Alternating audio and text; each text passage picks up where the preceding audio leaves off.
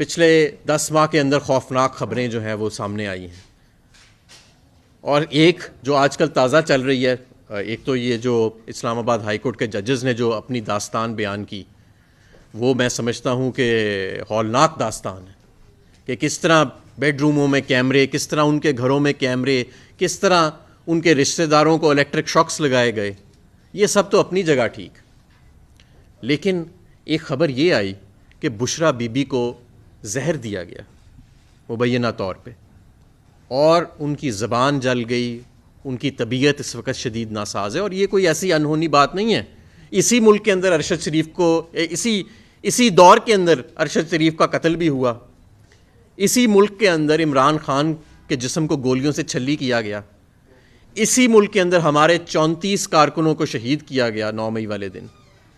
اسی ملک کے اندر الیکشنز 90 دن کے اندر ان کا انعقاد نہیں ہوا. اسی ملک کے اندر میڈیا کی زبان بندی کی گئی. اسی ملک کے اندر آج 40 دن سے زیادہ ہو گئے آپ کا social media platform Twitter بند ہے.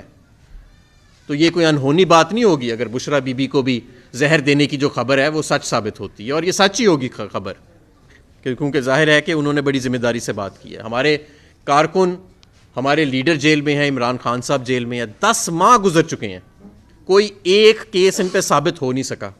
یہ 51 لوگوں پہ جو جعلی انہوں نے کیسز کیے ہیں، ان کا بھی میرے جیسے پرچوں والا ہی حال ہے. 51 جگہوں پہ میرے اوپر پرچے ہیں، کسی ایک جگہ پر بھی میں موجود نہیں ہوں ان مقام پر. میں تو اس دن ویسے ہی سفر کر رہا تھا، اور مجھے کہیں پہ گجرانوالا میں پٹرول بمب، اٹک میں دستی بمب، پتہ نہیں کیا کیا، کسی جگہ پہ پستول میرے پہ ڈالی ہوئی ہے اور کیا کچھ کیا ہوا ہے.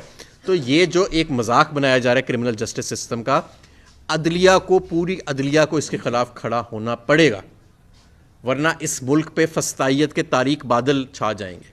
یا اس ملک کو جس طرف لے جایا جا رہا ہے، لوگوں سے ان کا جمہوری حق چھین کے اور انصاف کے دروازے بند کر کے، تو آپ اس ملک کو کس طرف لے کے جا رہے ہیں؟ خدا نخواستہ افراتفری کی طرف لے کے جا رہے ہیں. اگر لوگوں کو عدالتوں سے انصاف نہیں ملے گا، اگر لوگوں کو ووٹ کے پرچی کے ذریعے تبدیلی لانے کا آپ اختیار ان سے چھین لیں گے، تو آپ عوام کو، اس 25 کروڑ عوام کو کیا پیغام دے رہے ہیں؟ اس 5ویں بڑے ملک کی عوام کو کیا پیغام دے رہے ہیں کہ تبدیلی کیسے لاؤ، پھر انصاف کا حصول کیسے حاصل کرو؟ اگر عدالتیں بھی ہم نے بند کر دی انصاف کے لیے، ججز کو ڈرا دھمکا کے، اگر ہم نے فارم 47 کے ذریعے جمہوریت کا بھی دروازہ بند کر دیا، تو عوام تبدیلی کیسے لائے؟ عوام انصاف کیسے لے؟ یہ کیا پیغام آپ دے رہے ہیں لوگوں کو؟ کیا آپ کس طرف ملک کو لے کے جا رہے ہیں؟ خدا نخواستہ. میں یہاں پہ اپنے لیڈر عمران خان صاحب کا بھی ذکر کرنا چاہتا ہوں، جن کا نام لینا بھی وقت کے حکمرانوں نے ایک وقت پر اس پہ پابندی لگا دی تھی، اور پھر عوام نے 8 فروری کو ہر جگہ سے، ہر پولنگ سٹیشن سے، ہر قصبے سے ایک ہی پیغام آیا اور ایک ہی نام آیا، اور وہ تھا عمران خان. آپ نے کیا کچھ نہیں کیا اس مرد کلندر کو دبانے کے لیے. وہ آج بھی اپنی جگہ پر کھڑا ہے، آج بھی اس کی عزت میں اضافہ ہوا ہے، کمی نہیں ہوئی.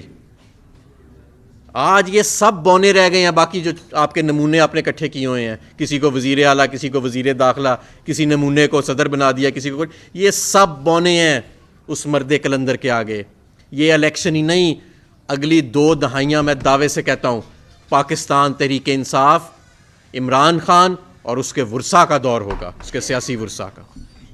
ختم ہو چکی ہے باقی سب کی سیاست. آپ ذرا گراؤنڈ پر اتر کے تو دیکھیں، 8 فروری سے بھی اب بات آگے جا چکی ہے. لوگ نفرت کرتے ہیں ان نمونوں سے، ان ذہنی طور پر مفلوج لوگوں سے جن کو آپ نے قوم پر مسلط کیا ہے، ان لوگوں سے جنہوں نے قوم کے حق کے اوپر ڈاکہ ڈالا، جنہوں نے قوم کے سرمایے کے اوپر ڈاکہ ڈالا.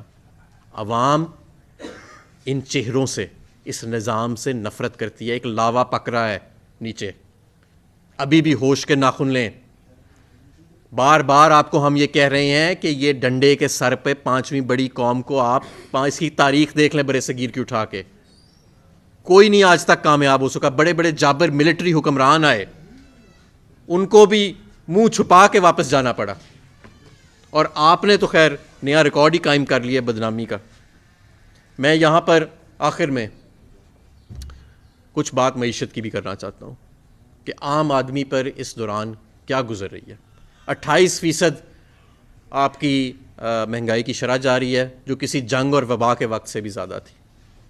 اس 28% کی بھی اگر ایکچولی بریک ڈاؤن لیا جائے تو یہ سارا کا سارا ان اشیاء پر مبنی ہے جو کھانے پینے کی اشیاء ہیں، جس میں بجلی بھی شامل ہے، جس کے اندر گندم شامل ہے، جس کے اندر پیٹرول شامل ہے. یہ وہ چیزیں جو روزمرہ کی زندگی گزارنے کے لیے ضروری اشیاء ہیں. آپ کا شرح سود 25% سے زیادہ ہے. انڈسٹری آپ کی بند ہونے کو پھر رہی ہے. پچھلے سال آپ کی جی ڈی پی گروتھ منفی ہوئی. جب ہم کہتے تھے کہ منفی گروتھ ہوگی تب آپ مانتے نہیں تھے. اب ورلڈ بینک نے اور آئی ایم ایف نے بھی کہہ دیا کہ منفی گروتھ ہوگی. میں آپ کو بتا رہا ہوں کہ اس سال بھی آپ کی منفی گروتھ ہوگی. اس کی وجہ یہ ہے کہ ملک کے اندر گورننس تو ہو ہی نہیں رہی، ملک کے اندر حکمرانی تو ہو ہی نہیں رہی. ساری کی ساری ریاست لگی ہوئی ہے ایک پاکستان تحریک انصاف اور ایک عمران خان کو اور اس کے ساتھیوں کو دبانے کے لیے. عام آدمی پر کیا گزر رہی ہے اس کا کسی کو کوئی پرواہ نہیں ہے. 2 سال سے غیر منتخب پی ڈی ایم، پھر 6 سے زیادہ ماہ غیر منتخب نگران نمونے، اور اب دوبارہ فارم 47 کی پی ڈی ایم 2 کی جو پرفارمنس ہے وہ عوام کے سامنے ہے.